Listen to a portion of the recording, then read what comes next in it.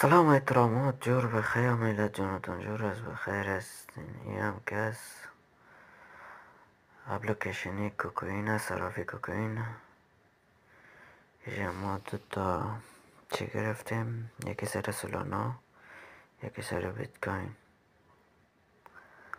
فعلا خب ضرر هستیم.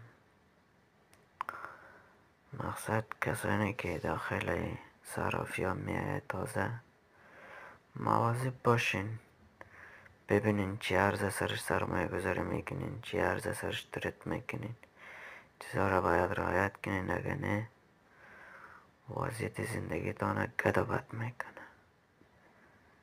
دیگه کوشش کنین وقتی که شارت میگیرین یا ترید میخواین انجام بدین، درصدتان بیارین پایین.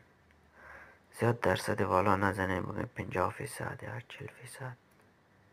وقتی تازه وارد باشی سخت است، چون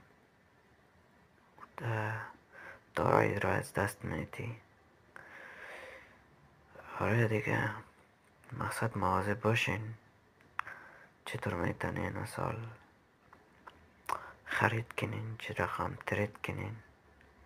این چیزها را مواظب باشین. کسانی که تازه وارد است، البته خود ما هم دیگه تازه وارد هستم، به خاطر که چیزی که سرگذشت خودم هست این چیزها را براتون تشریح میکنم.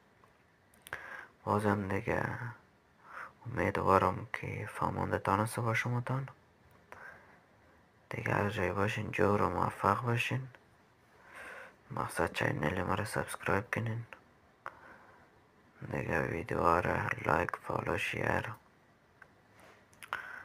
دیگه هر جایی که باشین جور و موفق باشین و در جگرهایتان همیشه.